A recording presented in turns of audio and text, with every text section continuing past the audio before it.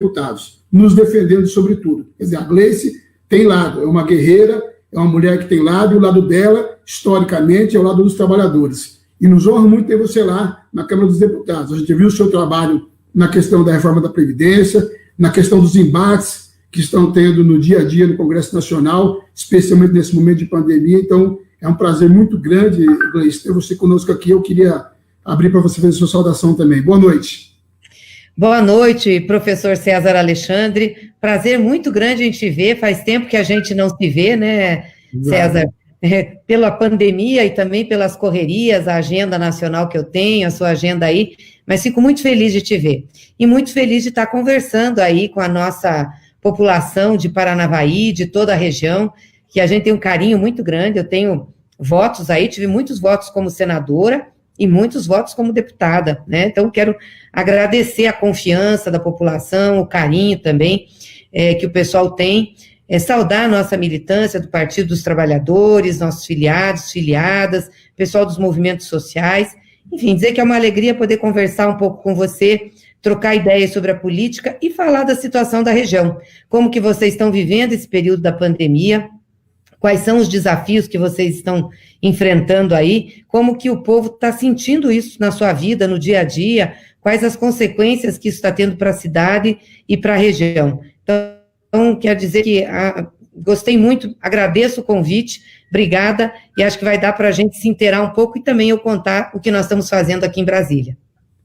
Exato. Gleice, antes da gente entrar nessa questão mais local, essa para toda a região, mas a gente vive hoje um momento sui generis na história do país. É uma crise pandêmica, a pandemia está aí, ela ocorre no mundo inteiro e tem criado consequências para todo mundo, no Brasil não é diferente. Junto com essa crise pandêmica, ela aprofunda uma crise econômica, que, aliás, diga-se de passagem, já vinha ocorrendo com o capitalismo. É preciso lembrar que um ano antes, ou mesmo no ano anterior da pandemia, no final do ano de 2019, o Brasil teve um crescimento de 1,1, um crescimento mínimo. Então, a crise já estava instalada. O Covid veio aprofundar ainda mais isso. Junto com ela, uma crise social, porque se você tem uma crise econômica, uma crise do ponto de vista sanitário, você também tem uma crise social. E para agravar mais ainda a situação, esse governo que aí está, eu tenho dito isso aqui quase que no cotidiano aqui da nossa programação na rádio, esse governo que aí está cria crises sucessivas políticas do seu próprio governo. Eu tenho até dito, a oposição tem colaborado muito, inclusive, para as ações que o governo tem que fazer nessa questão da pandemia. E todos os problemas relacionados ao governo federal, nos parece, Gleice, que tem a sua origem no próprio governo. Quer dizer, o governo atual ele vai criando suas crises, talvez até pela incompetência, pela incapacidade de administrar, de dialogar. Como é que você está vendo esse quadro geral? Aí você que está na Câmara dos Deputados está vendo essa questão da crise da pandemia, da crise econômica, da crise social e do comportamento desse governo que está em frente a essa situação. Olha, muito triste, né? Um misto, assim, de tristeza e de indignação, porque a gente está vendo o Brasil caminhar, César, para um desfiladeiro, para uma tragédia, porque há uma ausência total de governo. O Bolsonaro não consegue administrar, não consegue governar, não consegue fazer política. Quem assistiu àquela reunião dele, ministerial, que o STF liberou para o pessoal assistir, viu aquilo. Gente, olha, aquela reunião lá é indescritível, né? Como que faz uma reunião daquela, tem um comportamento daquela, na sede do governo do país? Fala um monte de besteira, de nome feio, de palavrão, bate na mesa, ameaça, grita, né? Mostra que não tem tolerância, que violento. Ele mostrou ali o tempo inteiro que ele queria defender os filhos e a família e os amigos, né? Queria liberar a arma, botar a arma na mão de todo mundo, né? Armar o povo. Aí saiu uma pesquisa agora dizendo que 72% da população é contra o armamento, 80% das mulheres são contra. Claro, as mulheres sabem que se liberar a arma, elas são as primeiras vítimas, assim como os mais pobres, assim como os negros. Então, todo mundo sabe o que significa liberar arma, que é liberar arma para a milícia, né? Não é liberar arma para o cidadão se defender, até porque vai acontecer que vai ter mais morte entre vizinhos, no trânsito, feminicídio, enfim. Então, liberar armas. Aí os ministros deles, um quer aproveitar a pandemia para passar todas as desregulamentações sobre meio ambiente, né, como é que é passar boiada na porteira, enquanto a imprensa não está olhando para eles, e o ministro da Economia não tem proposta nenhuma. A proposta dele é botar granada no bolso do inimigo, que é o servidor público. Ele tem que saber que o servidor público é quem está dando conta de vencer a pandemia agora.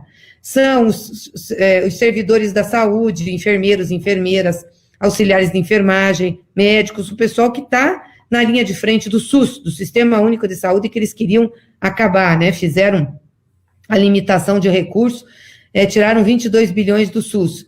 É o servidor público que está, mas não contente com isso, ele ainda diz que vai ajudar as empresas, sim, mas vai ajudar as grandes empresas, porque as grandes empresas dão dinheiro para o governo. As pequenas empresas não, as pequenas empresas tiram dinheiro.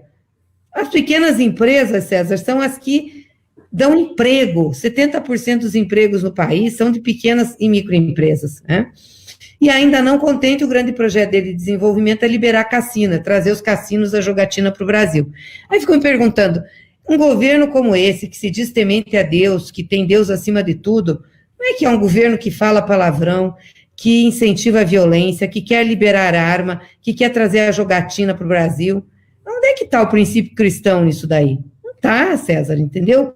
E é um governo que não tem capacidade de passar a reunião inteira falando de outros assuntos e não falaram da pandemia. Não falaram uma vez em respiradores, não falaram uma vez em leito de UTI, não falaram uma vez em equipamento de proteção individual, não deram nenhuma solidariedade ao pessoal da saúde, às vítimas do coronavírus, não. Foram, ou seja, uma reunião que era de brincadeira, né? Ele ficava lá brincando, ficava fazendo chacota ou então falando palavrão.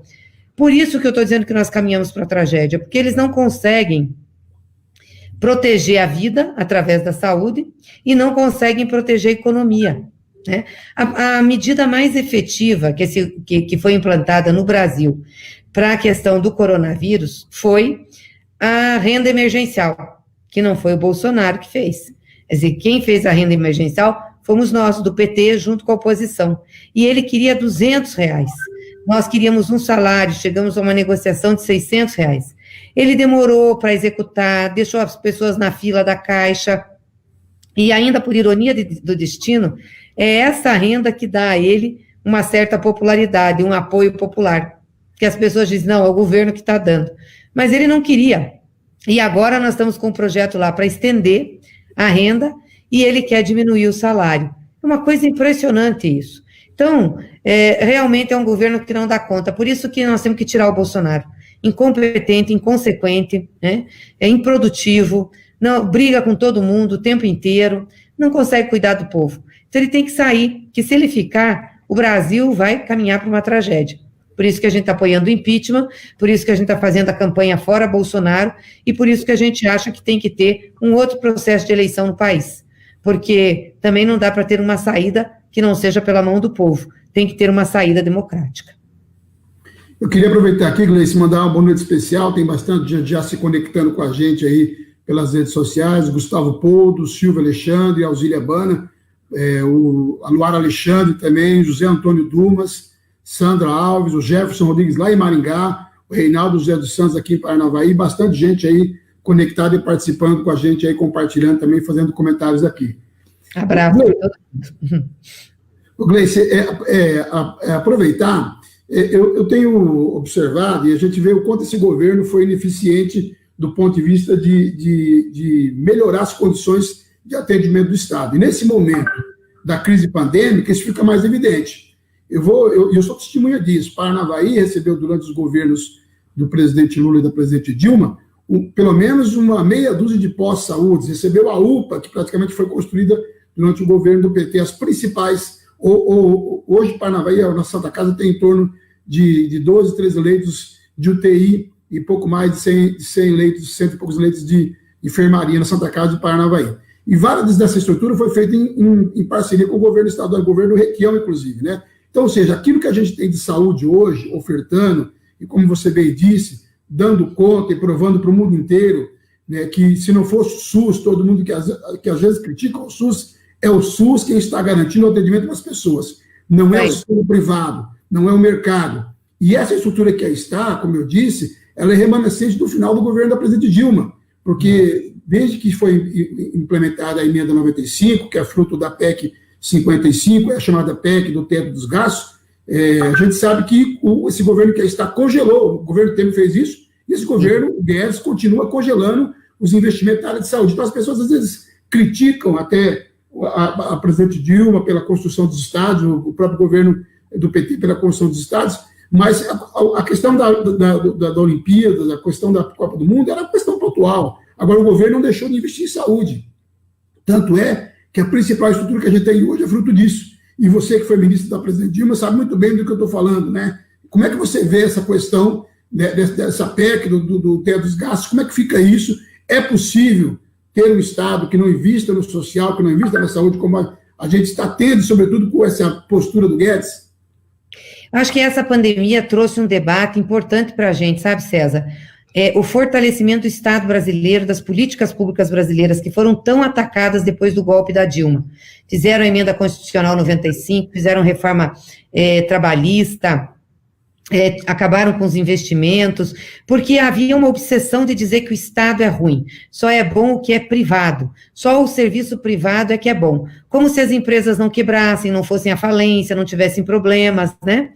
Só que quando a gente tem uma crise como essa, quem segura as pontas é a política pública, é o Estado, né? Quem está atendendo a população é o pessoal do SUS, são os enfermeiros, as enfermeiras, os auxiliares, os trabalhadores e trabalhadoras, os médicos que estão lá no posto de saúde atendendo, que estão nos hospitais também atendendo, não é o plano de saúde, não são os hospitais privados, são os leitos públicos que estão. Então, é o público que tem condições, nós temos que fortalecer o serviço público. A maioria da população do país, César, ganha até 2 salários mínimos. Então, nós estamos falando de uma renda baixa, gente que não tem condição de pagar um plano de saúde, que não tem condição de pagar um hospital privado. Mas se você tem um serviço único de saúde, como é o SUS, e tem recurso, você tem serviço colocado à disposição. Aliás, sempre quem mais criticou o SUS é quem não usa o SUS. É impressionante isso, a classe média que não usa o SUS critica o SUS. Porque quem usa o SUS sabe que mesmo tendo problemas é um bom sistema. Os Estados Unidos, por exemplo, não tem nenhum sistema de saúde, as pessoas morrem na porta do hospital, agora estão passando por uma tragédia lá. Vai ser muito difícil para eles. Nós temos o SUS, só que eles tiraram 22 bilhões de reais do SUS com essa emenda do teto, porque o SUS hoje recebe o mesmo dinheiro que recebia em 2017, né? Expulsaram daqui os médicos cubanos, com aquela teoria do Bolsonaro, que eram comunistas, né? Os médicos cubanos atendiam no interior, atendiam as comunidades mais pobres, e a gente não tem médico suficiente. Então, hoje a gente está se ressentindo. Tanto que a Itália foi lá e pegou os médicos cubanos para ir atender a pandemia lá na Itália, nós abrimos mão. Então, eles desestruturaram o SUS. Nós temos que defender o SUS, eu quero aqui externar minha solidariedade aos trabalhadores e trabalhadoras na saúde. Vocês estão fazendo um trabalho firme, estão colocando a vida em risco, e é muito importante a gente fazer esse reconhecimento e esse agradecimento.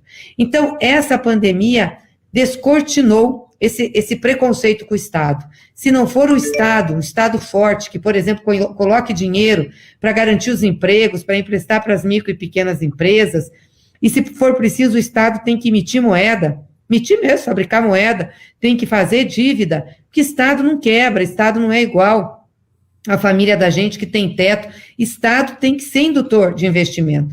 Os Estados hoje, que são de primeiro mundo, os Estados europeus, todos fizeram isso depois da Segunda Guerra, todos foram, entraram pesado, né, no investimento, todos entraram pesado para ajudar as pessoas, para proteger, e o Estado brasileiro tem que fazer isso. Agora, essa cabeça do Paulo Guedes é cortar tudo, é servidor como inimigo, é uma tristeza, né? Por isso que a gente diz, não dá com esse governo, realmente não dá, eles têm que sair. Exato, Gleice. E aproveitando até, falando um pouco sobre o momento que a gente vive, a gente tem visto, como você mesmo já falou, essa questão do crescimento da violência no país, né? Ou seja, o aparelhamento do Estado, sobretudo por milícias, né? A gente viu na manifestação nesse final de semana, gente na rua pedindo por democracia, E qual foi o tratamento, inclusive, alguns setores militares tiveram em relação a essas pessoas. E ao contrário, as manifestações dos grupos chamados bolsonaristas, que defendem, inclusive, a ditadura, a volta do regime militar, onde nós estamos. A gente não consegue... a gente não consegue imaginar que pessoas, em pleno século XXI, vão para a rua defender a volta da ditadura, vão defender um golpe militar. E a gente viu qual foi o tratamento, infelizmente, de parte da polícia, parte agiu corretamente, mas a gente viu alguns setores se manifestando com relação a isso. E você vê o crescimento dessa questão do feminicídio, você vê esse discurso pelo armamento, aí do Moro hoje falando que o presidente, agora o Moro, né, um outro aspecto também, o Moro que demorou 1 ano e meio para descobrir que esse governo não era bom. E agora hoje uma notícia dizendo que o governo fala na guerra civil, fala em colocar armamento na mão do povo. Como é que você vê esse crescimento dessa escalada da violência e essa contradição de um governo que coloca Deus e a família acima de tudo? Eu sou católico, você também professa a sua fé, a gente é pela democracia, é pela paz. Como é que o governo pode coadunar isso? Eu vi sua live ainda ontem com o pastor e ele foi muito enfático nisso. Como é que alguém pode falar da palavra de Deus, falar da família, falar de Deus, defendendo o armamento, defendendo que as pessoas vão para a rua se defender através das armas? Como é que vai ser esse momento também? E é possível o Congresso, a Câmara dos Deputados, fazer alguma coisa para brecar isso? Pois é. E além de defender o armamento, estimular a violência, falar palavrão, né? A boca fala do que o coração está cheio. Então, o coração do Bolsonaro é isso, é o coração da violência. E ele engana muito bem, porque sempre mentiu. Então, agora ele está sendo processado pelas fake news. Infelizmente, nós tivemos uma escala de violência no país, que o Bolsonaro estimula isso, né? Fala que tem que ter armamento, que tem que matar, que tem que ser violento, estimula o preconceito, estimula a violência contra as mulheres. É muito triste ver um presidente que faz esse tipo de coisa e ainda fala em nome de Deus. Quer dizer, falar em nome de Deus em vão, né? E mente o tempo inteiro. Quer dizer, ele quer uma ditadura aqui. Por quê? Porque ele quer mandar, não quer oposição, quer que todos façam o que ele acha que é o correto. O que ele acha que é correto é entregar o país para os americanos, não falar com mais ninguém, acabar com as nossas universidades públicas, não ter um serviço público de saúde, as pessoas trabalharem precarizadas, virarem todas empreendedoras. A gente pode achar bonito o discurso, mas empreendedor sabe o que significa chegar no final do ano, não ter 13º, não ter férias, quando para o serviço não tem renda, não tem remuneração. Então, é um discurso muito ruim para a maioria do povo brasileiro, né? É triste ver o Bolsonaro fazer assim e fazer isso, e a gente está sob a égide dele. E ter tantos seguidores do ódio, né? Tantos seguidores que são preconceituosos. Por exemplo, essa semana ele fez uma live com um secretário dele lá, tomando leite, brindando com leite. Bom, foi bem na semana que a gente teve a morte daquele negro nos Estados Unidos, né, o George Floyd, que, aliás, morto de uma maneira absurda, né, na frente das câmeras com um homem branco pisando no pescoço, torturando, uma coisa horrorosa, aquilo, horrorosa. Mostrando a morte do George Floyd e a morte também do João Pedro também. Do João Pedro também. Negro mas, também. Ou seja, mostrando a supremacia branca, né, o branco. Aí, o que ele fez? Ele brindou com leite. Você sabe que o leite é tido nessa comunidade aí da supremacia branca como um símbolo, né? Aí ele disse, não, isso é pela agricultura. Então, por que ele não fez isso antes? Ele está lidando com a agricultura desde que esteve no governo. Por que ele foi beber o leite bem na semana? Ele fica trabalhando com símbolos, né? Símbolos que estimulam as pessoas. Ele, por exemplo, usou lá numa publicação deles, o trabalho liberta. Essa frase estava escrita numa dos portões de Auschwitz, dos campos de concentração nazista na Alemanha. Então, ele vai passando essas mensagens, né, de estímulo da violência, do eliminar o outro, do diferente. Muito triste. Eu queria só fazer um adendo naquela fala de saúde que eu fiz antes, que o pessoal diz o seguinte, que o PT fez mais estádios do que hospitais, né, e equipou a saúde. Isso é mentira. Primeiro que os estádios foram poucos no Brasil, era para a iniciativa privada fazer, aí teve que o governo entrar financiando, não foi verba pública, não, foi financiamento, tá? Só para dizer que não foi verba de orçamento, foi financiamento. E o PT foi o que mais fez leitos de UTI. Quando nós pegamos o governo, tinham 11 mil leitos. Quando nós deixamos com a presidenta Dilma, em 2015, tinham 22 mil leitos. 22 mil. Agora, se eu não me engano, tem 23 mil. Não fizeram nem 2 ou 3 mil leitos a mais. Além disso, nós fizemos as UPAs. Mais de 400 UPAs, que têm leitos de hospitais, leitos hospitalares também, leitos de UTI, e deixamos 600 UPAs em fase de acabamento para implantação. São mini hospitais. Trouxemos os médicos cubanos que ajudaram demais, principalmente as comunidades mais pobres, as comunidades indígenas, pessoal que não tinha acesso a médico. Fizemos restauração de unidades de saúde em parceria com os municípios, implantamos o Farmácia Popular, o SAMU. Então, o PT fez muito pela saúde, demais. Foi um dos governos que mais fez. Infelizmente, quando arrancaram a Dilma do poder, acabaram também com esses programas para que eles pudessem prosperar. Então, congelaram, pararam, e muitos estão definhando, como é o caso da Farmácia Popular. E eu sou testemunha disso, como eu falei. E eu não só, mas acho que a região inteira que está nos acompanhando aí sabe do trabalho que foi feito, sabe da construção das UPAs, dos postos de saúde. Paranavaí, como eu falei, foi quase meia dúzia de postos de saúde novos. Os médicos cubanos fazem um trabalho maravilhoso. A primeira ação desse governo foi expulsar os médicos cubanos daqui, que estão lá na Europa, dando show lá, de qualidade de atendimento. E nós perdemos isso aqui por conta de uma visão estreita do governo, né? Queria também aproveitar, Gleice, mandar um abraço aí para o Real Moraes, que está ligado com a gente, para o Daniel Moreira, nosso Danielzinho, né, para a Alzilebana, para a Elvira também ligado com a gente, né, muita gente aí sintonizada, a Milena Dutra, como eu já falei, o Valdinei, a Simone também ligado com a gente aqui, conectado pelas redes sociais, bastante gente aí mandando um abraço e também participando conosco dessa live. Gleice, a gente viu o que foi a questão do fake news na campanha eleitoral. Nós, do PT, mais do que ninguém, sofremos as consequências disso, do que é uma campanha difamatória, uma campanha criminosa, literalmente falando, e a gente já denunciava isso naquele momento, mentiras que foram apregoadas, como você disse ontem, mentiras absurdas, que no primeiro momento a gente imaginava que ninguém ia acreditar, mas de tanto ser repetida, que também é uma estratégia nazista também, essa questão de repetir uma mentira várias vezes até que ela se torne verdade. Fizeram isso com a gente em várias questões, né, com a questão do kit gay, com a questão da diversidade, enfim, uma série de mentiras que colocaram, que esse chamado gabinete do ódio lá, comandado por um dos filhos do Bolsonaro, fazia muito bem. A gente viu todo o efeito desses fake news na vida das pessoas, que até hoje ainda ocorre.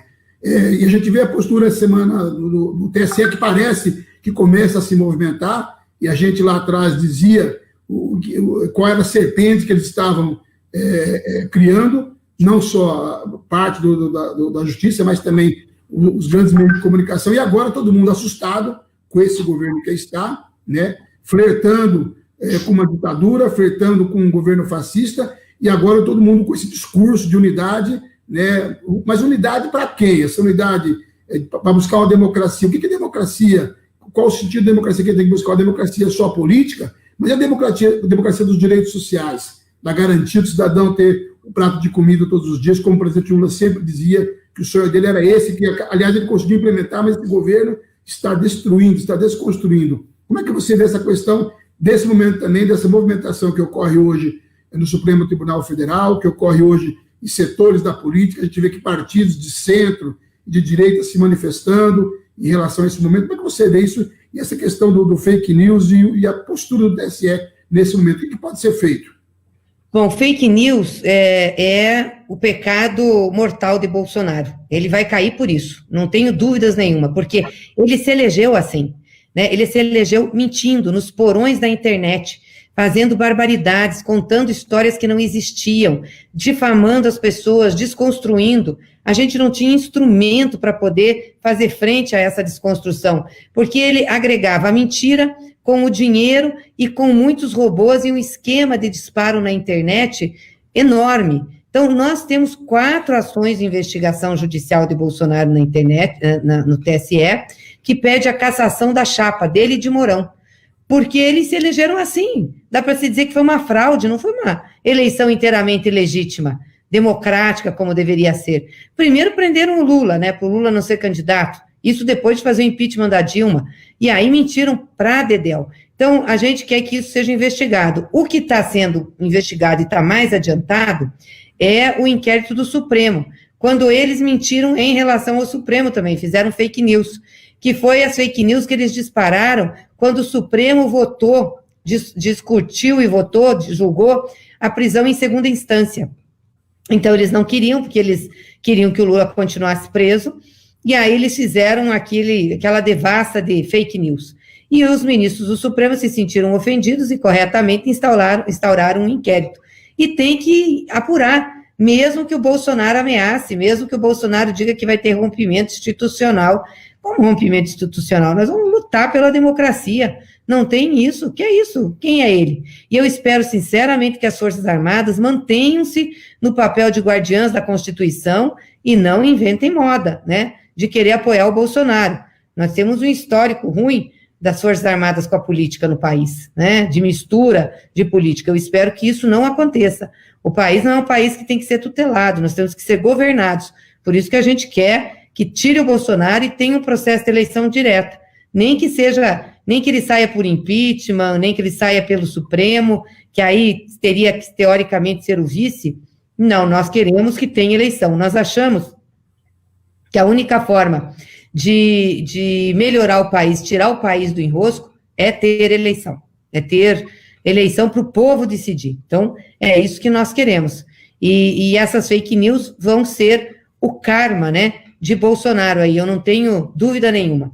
E, claro, nós temos que lutar pela democracia, com todos os setores que queiram lutar, amplamente lutar. Agora, nós não podemos, em nome da democracia formal, em nome da democracia liberal, abrir mão da democracia popular, né? Não é simplesmente a democracia de preservar as instituições, as regras do jogo, como estão sendo jogadas na política, o direito de falar. Não, nós queremos a democracia que permita à população acesso à comida, acesso ao trabalho, acesso à renda, acesso à dignidade de vida, né? E não a democracia só que permite falar.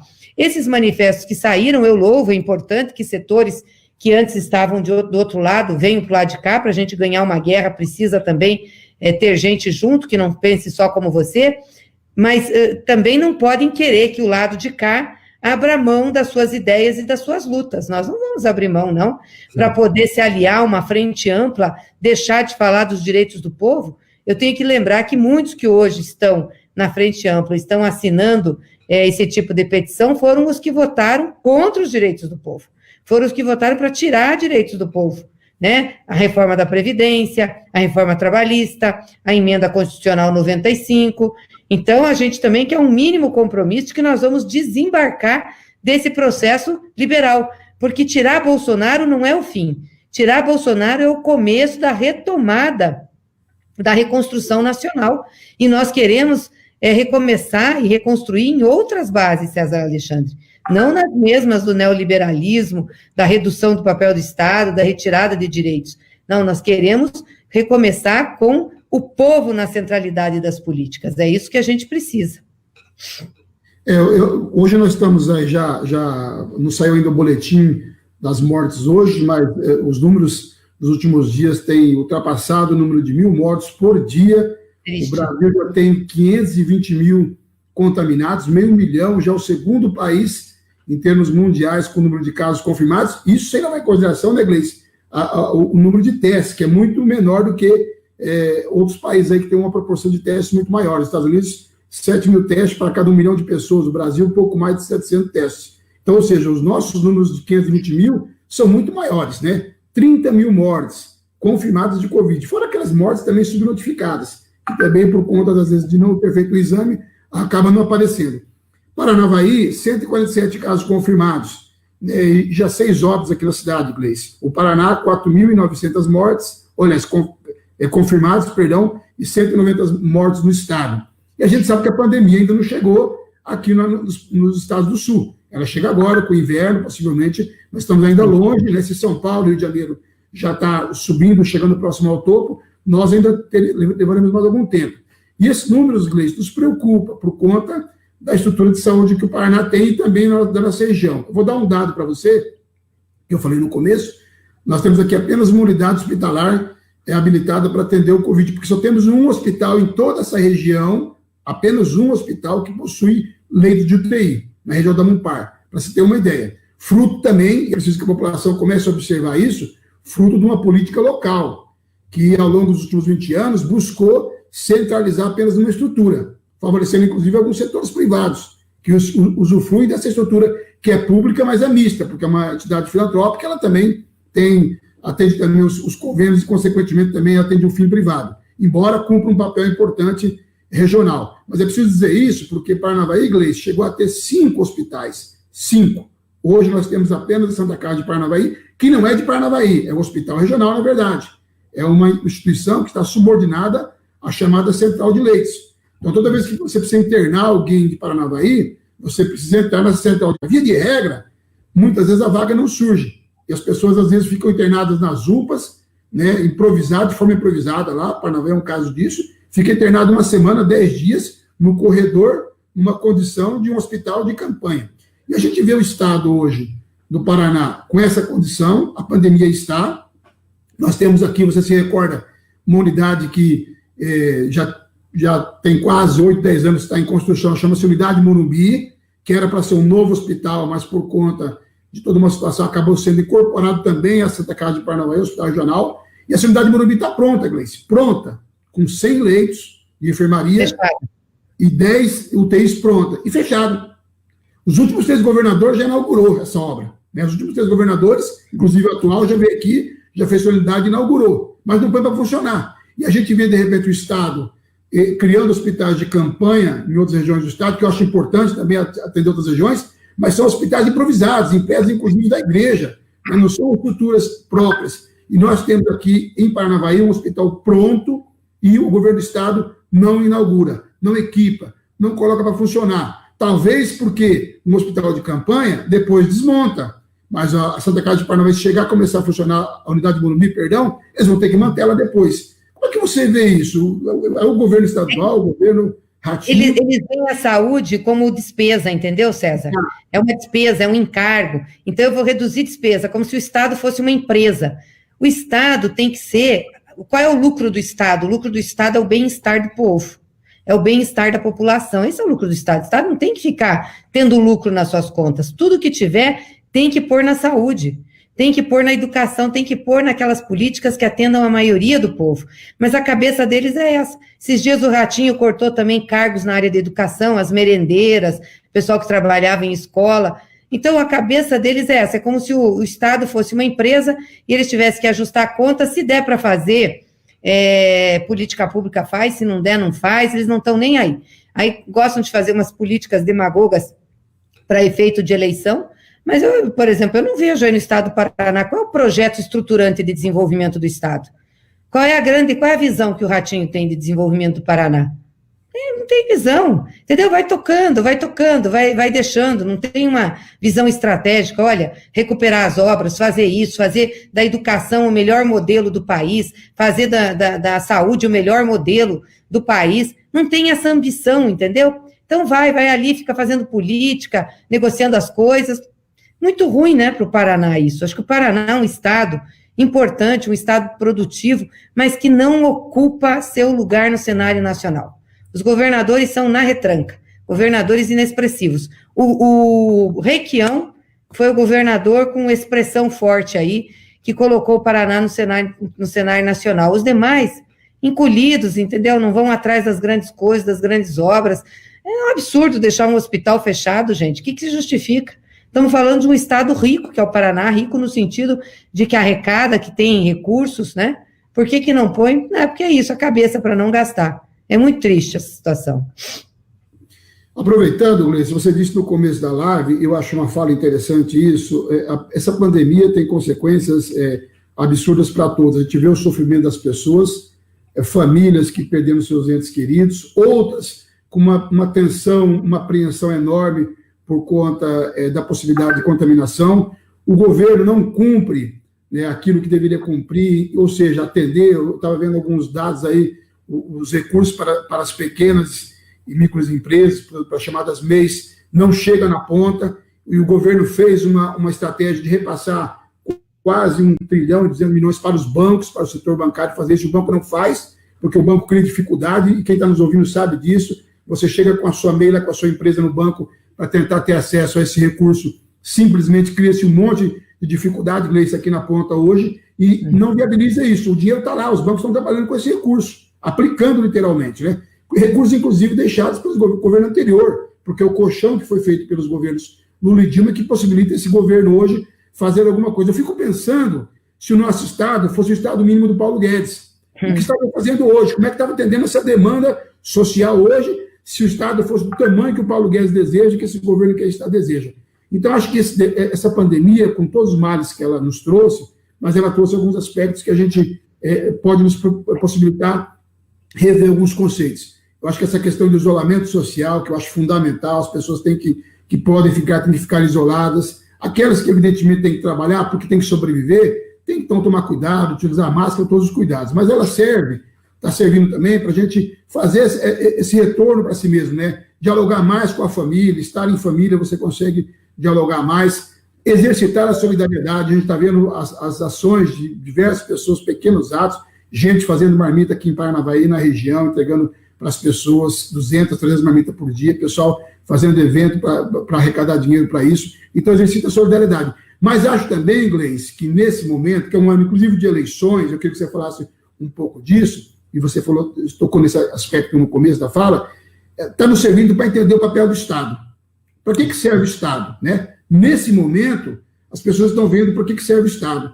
Porque no momento como esse de crise pandêmica, de crise financeira, de crise econômica, não é o mercado que vai socorrer a população. Quem socorre a população é o Estado.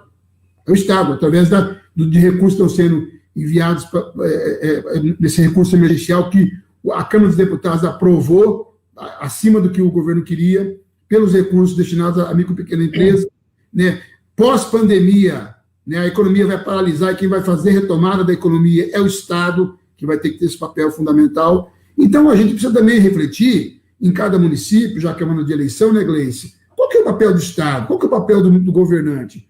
Qual o prefeito que eu quero ter na minha cidade? Um prefeito que olha para a população, que tem essa sensibilidade, que é importante você ter uma estrutura de saúde adequada, ter uma estrutura social adequada para as mães, para as creches, uma escola adequada, ou ter um prefeito que está preocupado muitas vezes em inaugurar obra, em simplesmente pintar a rua, porque a gente está vendo vários prefeitos agora, aproveitando esse momento da pandemia, já que as pessoas estão, inclusive, utilizando menos o sistema de saúde, estão investindo mais na área de visual, né? Pintando asfalto, recapeando aqui, recapeando acolá, mas e a saúde, como fica, né? Então, acho que esse momento da eleição também, eu queria que você falasse um pouco disso. Nós temos eleições municipais e acho que essas eleições são fundamentais para isso. Acho que cada eleitor que está nos acompanhando tem que pensar um pouco nisso. Que tipo de prefeito que eu quero para a minha cidade? Que tipo de vereador que eu quero para a minha cidade?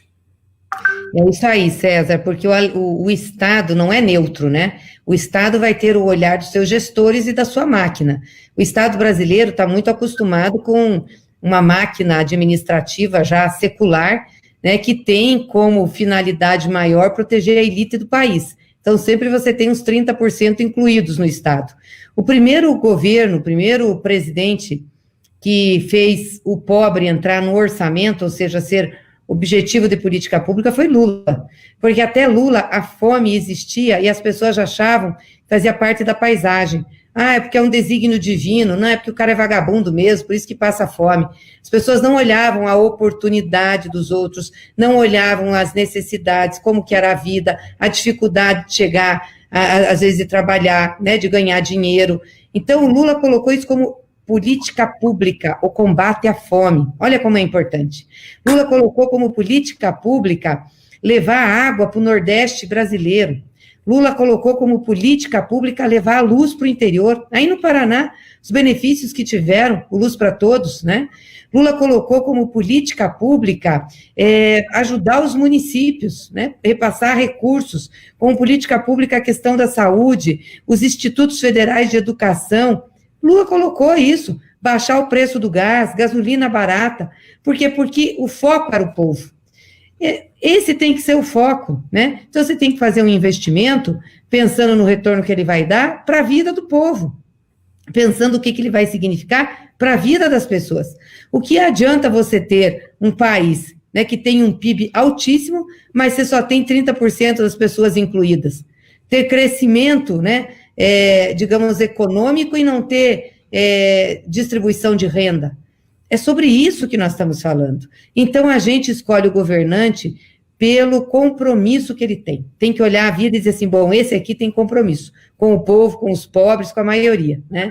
E você aí, César, já tem uma vida dedicada, né, a Paranavaí, a toda a região, teu trabalho como vereador, depois como candidato nosso. Então, com certeza, as pessoas sabem o que significa você na política, quais seus compromissos, quais sua prioridade, e quando elas forem escolher aí candidato a prefeito, vão ter que olhar isso, assim como quando vão escolher candidato a governador e a presidente, como as pessoas vão colocar prioridade na máquina pública. No município tem que ser na vida do povo, no posto de saúde, na escola, nos CRAS, nos CRES, que são da assistência social, melhorar as condições de vida da pessoa na cidade, ajudar, por exemplo, aí vocês têm uma área rural no município, ajudar os agricultores e agricultoras, né, fazer a ponte entre a produção de alimento saudável com o pessoal da cidade que quer comprar alimento assim, é disso que nós estamos falando. Então, faz toda a diferença a visão que a pessoa tem do Estado. Se a pessoa acha que o Estado é uma empresa, esse não será um bom governante. Esse vai ser um governante gestor. Às vezes eu fico com raiva que dizem assim, eu não sou político, eu sou gestor. Eu digo, então saia da política, vai ser gestor, faça um concurso público, vá trabalhar numa empresa, porque aqui é eleição, e eleição exige política, e política exige lado. Você tem que dizer a que veio. Você tem que dizer o seguinte, a gestão do Estado eu vou fazer nessa linha, que é a linha de melhorar a vida para os mais pobres, a linha de investir nas políticas públicas, a linha de melhorar a vida do povo. Então, a política qualifica a gestão. Se quer ser só gestor e técnico, saia da política. Então, eu tenho minha aptidão técnica, minhas qualidades de gestora, porque estudei, fiz curso sobre isso, mas eu faço política, eu tenho uma opção na sociedade, que é lutar pelos que mais precisam. É por isso que eu estou aqui. Então, eu não tenho problema em dizer que eu sou política. Eu faço política. Política, para mim, é um instrumento de transformação. Aliás, o Papa Francisco diz muito isso, né, César? Que a política é uma das maneiras mais bonitas de você prestar a solidariedade ou de fazer caridade, né? Quando ela é feita com vontade, por causa. Porque ela é realmente um instrumento de mudança. É daquilo que opera a vida pública. E mudança para você colocar a serviço da maioria, a serviço do povo. Eu sempre digo, e eu me recordo que na última eleição que eu disputei em Parnavaí em 2012, o grande debate era a saúde, né, na cidade de Parnavaí, que não mudou muito. Até mesmo, volto a ver, a nossa estrutura de saúde é a mesma que era em 2012. Aqui nós tínhamos... Não piorou, inclusive. Piorou, que aumentou a população, aumentou a demanda. Nós tínhamos aqui, Gleice, um PA, um pronto atendimento, e o governo federal nos cedeu uma UPA. Então, a ideia era o Parnavaí ter o PA e ter a UPA. Né? A atual gestão fechou o antigo PA e transferiu ele para a UPA. Ou seja, e utilizou a estrutura, né? Ou seja, manteve a mesma estrutura. Claro, o atendimento hoje lá tem uma qualidade física melhor, mas nós perdemos uma estrutura para ficar apenas com uma. Nós podíamos ter duas estruturas. Isso, como eu falei, também ocorreu historicamente com os hospitais. Nós tínhamos 5 unidades de hospital, hoje, Parnavaí mesmo não tem nenhuma, nós temos Santa Casa, que é um hospital regional. E o grande debate na época era o hospital municipal. E aí o que me diziam, e aí você me falou dos gestores, eu lembrei de alguns que criticavam a nossa postura em dizer que nós íamos fazer um hospital municipal. Diziam que não era viável economicamente. Aí eu dizia o seguinte, olha, se você quer uma coisa viável, abre uma lanchonete, abre um restaurante, abre um bar. Nós queremos abrir um hospital para atender as pessoas, claro, dar alimentação para as pessoas. Para aquele que não pode ter um sistema particular, não pode ter um convênio particular, ir ao sistema de saúde, ter a dignidade de ser atendido, ter a dignidade de poder ser internado, não ficar 15 dias, 10 dias num PA, como ocorre hoje em Parnavaí. E volto a dizer, hoje até um pouco mais frequentado os postos de saúde do PA por conta do medo da população de ir ao posto de saúde, de ir ao PA. Tem até um dado interessante aí, lamentável, que muito mais gente está morrendo em casa de outras doenças por conta do medo de ir para o hospital, de ir para um MOPA, para um PA, e de repente contrair o Covid-19. Então, eu acho que é importante isso, as pessoas estão nos ouvindo, a eleição é o momento de você refletir isso, de você olhar como o seu vereador atuou, e fazer uma escolha a partir daí, e não a partir apenas do que ele promete, e esse discurso entre gestão e compromisso com a população tem que ser ponderado, né? A gente não quer apenas um gestor que faça a prefeitura dar lucro, você quer um prefeito que faça a prefeitura funcionar, que faça os sistemas de atendimento ao público funcionar. Eu queria aproveitar, Gleice, antes de finalizar, estamos chegando no final, sei que dos seus compromissos, mandar um abraço para o Júnior Baldor, está nos acompanhando, para o nosso amigo João Marques, aqui do PDT de Parnavaí, também nos acompanhando, o Valdir Silva, o Luiz Bosso, lá em Maringá, o João Marçal, nosso amigo João, da Copel, lá também sintonizado, nos acompanhando. Eu falo sintonizado por causa do costume do rádio, né? Então a gente tem esse costume diário. O nosso deputado e presidente estadual, Arilson Chiorato, também, Gleice, também aqui, né, nos mandando um alô, a nossa guerreira e grande líder, então um abraço também para o Arilson. E eu queria... Nosso presidente do PT aí do Estado. Presidente, deputado estadual e presidente, um grande companheiro. Esses dias eu fiz uma live com ele também, muito interessante. Eu também estou debutando nessa área aqui, a gente também, que é jovem há mais tempo, tem um pouco mais de dificuldade, mas estamos conseguindo fazer aí. Muito bem. Eu queria, Gleice, então, passar para você aí, como eu disse, eu sei do seu horário, chegando ao final da live, para suas considerações finais, mais uma vez agradecer o convite que você tão rapidamente atendeu, de fazer essa live com a gente, está conversando, o pessoal estava com saudade de você, estamos com saudade de você. Eu sei que a demanda é grande, a demanda é nacional, você está conversando, não viajando agora por conta dessa questão, mas conversando com o país todo. O João está perguntando aqui, tem um colega aqui que ele é, além de tudo, é gaúcho, ele é do PDT, o César, cadê a sua coisa de chimarrão? Eu falei, João, agora não dá, vai. Está pro lado de lá, não sei se é chimarrão, Gleice, se é tereré, mas está lá. É chimarrão. Está frio aqui em Brasília, estou tomando chimarrão. Vanderlei Pop também com a gente aí. Então, Gleice, eu queria dizer assim, eu fico muito honrado de tê-la como amiga, de tê-la como deputada, que já foi senadora nossa, porque a gente vê a sua luta no Congresso, que é uma luta, como eu disse, pela região, pelo Paraná, mas, sobretudo, pela classe trabalhadora, pelos trabalhadores e pelas trabalhadoras, pelas mulheres, por todo aquele que precisa do amparo do Estado. Então, eu queria parabenizar pelo trabalho de vocês lá e dizer que eu tenho muita honra de que você me representa na Câmara dos Deputados, representa nossa região noroeste. Eu tenho certeza que todo mundo que está conosco compartilha da mesma ideia. Eu queria deixar para você as considerações finais e já deixar o convite, né? Para talvez numa outra oportunidade a gente também está fazendo uma nova live aí, discutindo questões tão importantes do Brasil, do nosso estado e, sobretudo, da nossa região. Com certeza, César. Bom, quero agradecer aí tuas palavras carinhosas, obrigada. Também quero dizer que te admiro muito, tenho por você um grande respeito, é um companheiro que tem uma caminhada de luta, né, uma seriedade e um compromisso com a causa popular, com o serviço público, e tenho certeza que, como nosso pré-candidato aí, e vai ser nosso candidato lá na frente, vai ter muito sucesso na caminhada, tenho certeza disso, né? Quero agradecer a todos que estão nos assistindo nessa live, os companheiros que entraram aqui, mandaram um abraço. Quero para o pessoal que está nos ouvindo, vai nos assistir ainda, e aqueles que tiveram vítimas, né, do Covid-19 em suas famílias, manifestar minha solidariedade, né, os sentimentos, um momento muito triste, né, de perda das pessoas, e você não pode nem velar, né, o seu ente querido. Então, é muito doloroso tudo que o povo tá vivendo, as pessoas que estão também adoentadas, aquelas que estão sofrendo pela crise financeira, crise econômica, que começa a ficar maior, né, a cada dia. Quero externar essa solidariedade, mas dizer para ninguém perder a esperança. Nós vamos passar por momentos difíceis, mas nós vamos conseguir enfrentar, né, vamos conseguir enfrentar porque a gente tem compromisso com a vida, compromisso com a renda, compromisso com, enfim, com esse país, né? Então, nós vamos conseguir sair disso, vamos conseguir fazer esse embate com esse Bolsonaro, que é um homem, né, desqualificado, irresponsável, incompetente, briguento, uma pessoa que não consegue dizer a que veio, com esse governo também, que é um governo que tira as pessoas, né, exclui as pessoas ao invés de incluir, ao invés de proteger. Nós vamos fazer essa luta, já fizemos lutas grandes no passado, vamos fazer e vamos recuperar o Brasil para o povo brasileiro.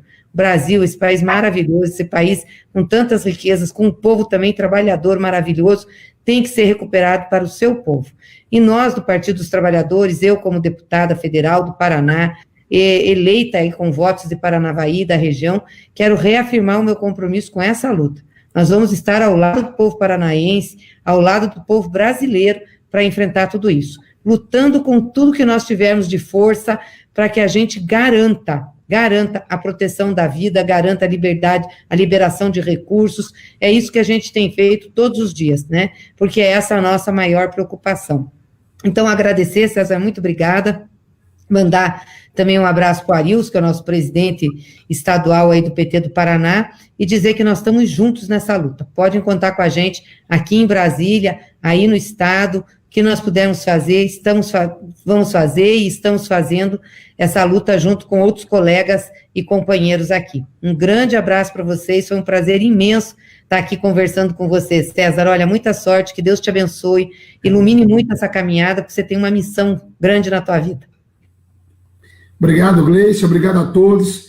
E olha, o que a Gleice falou, nós estamos no momento de pandemia, nós vamos passar por isso. Então, aquela história, ficar em casa é a prioridade. Se tiver que sair para a rua, utilize máscara e vai passar. Um abraço a todos, boa noite, nossa deputada, e boa noite a todos vocês que nos acompanharam nessa live, nesse dia de hoje.